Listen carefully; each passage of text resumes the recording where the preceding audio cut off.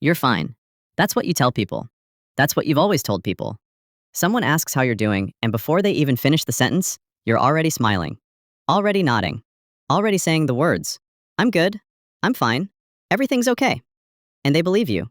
They always believe you. Because you're so good at it.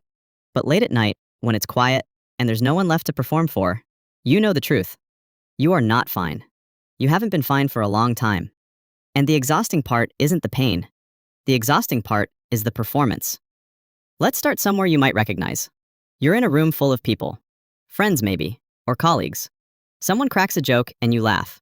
Genuinely, it seems. You join the conversation. You ask people how they're doing. You listen. You engage.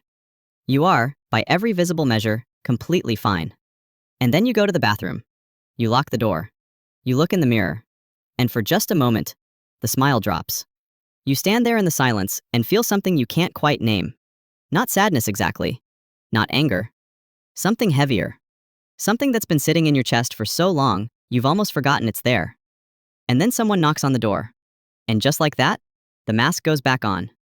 You flush the toilet you didn't use. You wash your hands. You open the door smiling. Sorry, just needed a minute. You go back to being fine. Here's what most people don't understand about people who fake being okay. It's not dishonesty. It's not manipulation. It's not attention seeking in reverse. It is, at its core, a survival strategy. One that was almost certainly learned very early in life. Think about where it started. For many people who become expert mask wearers, there was a moment in childhood, or many moments, where showing emotion was not safe. Maybe you cried and someone told you to stop being so sensitive. Maybe you were scared and someone said there's nothing to be afraid of. Maybe you were sad and the people around you were dealing with their own problems. And you learned, without anyone saying a word, that your feelings were an inconvenience. So you learned to manage them privately. You learned to smile first and feel later. You learned that being okay, or at least appearing to be, kept the peace, kept people comfortable, kept you from being a burden. And here's the thing about strategies learned in childhood. They work.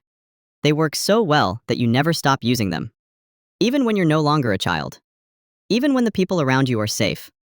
Even when you have every reason in the world to say, actually, I'm not okay. Psychologists call this emotional masking. And the research on it is uncomfortable. Studies show that people who chronically suppress and hide their emotional states don't actually feel less. They feel more. The emotion doesn't disappear because you don't show it. It goes underground. It builds pressure. And it finds other ways out. Through physical symptoms, through sudden, overwhelming reactions to small things, through a persistent, low-level anxiety that never quite goes away. There's a specific kind of exhaustion that comes from faking okay. It's not like being tired from working hard or not sleeping enough.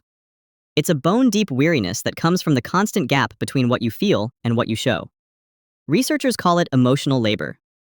And when you do it every single day, at work, with friends, with family, with strangers, it costs you something you can't easily get back. The mask becomes heavy, and the longer you wear it, the harder it becomes to take off. Not because you don't want to, but because you start to forget what your real face looks like. There's the person who is everyone's emotional support, the one people call when they're struggling, the one who always knows what to say, the one who is calm and steady and reliable. And they are genuinely good at this, because they've spent years learning to manage emotions. Other people's emotions are easy. It's their own they can't face. There's the one who deflects with humor. Every time a conversation gets too real, too close, too personal, a joke appears. A sarcastic comment. A subject change so smooth no one notices. They're the funniest person in the room. They're also the loneliest. There's the high-functioning one. The one who works harder when they're hurting. Who cleans obsessively, or exercises until they can't think, or throws themselves into projects. From the outside, they look disciplined and driven. From the inside, they are running from something they can't name. And there's the one who says, I'm fine, so automatically, so reflexively, that they don't even know they're doing it anymore. Someone asks how they are. Fine. Are you sure? Yeah, just tired. Do you want to talk about it? No, really, I'm okay. And they mean it in the moment. Because the mask has been on so long, they've started to believe it themselves. This is where it gets complicated. Because faking okay isn't just about hiding from other people. Over time, it becomes about hiding from yourself. When you spend years not allowing yourself to feel, you lose the ability to accurately read your own internal states. Psychologists call this alexithymia, difficulty identifying and describing your own emotions. You know something is wrong. You just can't tell what. You feel a vague heaviness, a flatness, a kind of gray numbness that sits behind everything. But if someone asked you to name it, You couldn't, because you never practiced. You got very good at shutting feelings down before they could surface, and now they don't surface cleanly anymore. They come out sideways, as irritability, as detachment, as crying at a commercial when you haven't cried in months, as lying awake at 3 a.m. with a feeling you can't name and a mind that won't stop. And here is the part that breaks my heart a little. The people who are best at faking okay, who wear the mask most convincingly, most consistently, are often the people who need connection the most. They are deeply sensitive. They feel things profoundly. That's exactly why they learn to hide it. Because feeling that much, in a world that wasn't always safe to feel in, was overwhelming. So they built a wall, and they made the wall look like a smile. And now they live behind it, watching other people connect, watching other people be comforted, watching other people say, "I'm not okay," and have someone respond with care, and feeling something they can't quite name. Not jealousy exactly, more like hunger. A deep, quiet hunger for something they've convinced themselves they don't need. So what do you do with this? You don't fix years of emotional masking in a day. You don't wake up tomorrow and suddenly know how to be vulnerable. That's not how it works. And anyone who tells you to just open up, just be honest, just let people in, has never understood how deep this pattern runs or how much it cost you to build it. But here is something small, something real. The next time someone asks how you are, pause. Just for 1 second.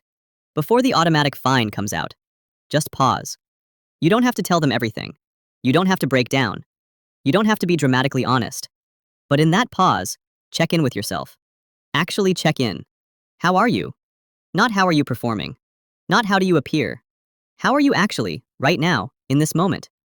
And maybe, just maybe, sometimes the answer that comes out will be a little more true. Because here's what I want you to understand. The mask protected you. It genuinely did. There was a time when it was the smartest thing you could do, and you should not be ashamed of it. But you are not in that time anymore. And the people who deserve to know you, the real you, the unmasked you, the you that sits in bathroom stalls and feels things you can't name, those people exist. They are out there. And some of them are probably closer than you think. You have been performing okay for so long. You have been so strong, so steady, so reliable for everyone around you. It's okay to not be okay. You don't have to earn that. You never did.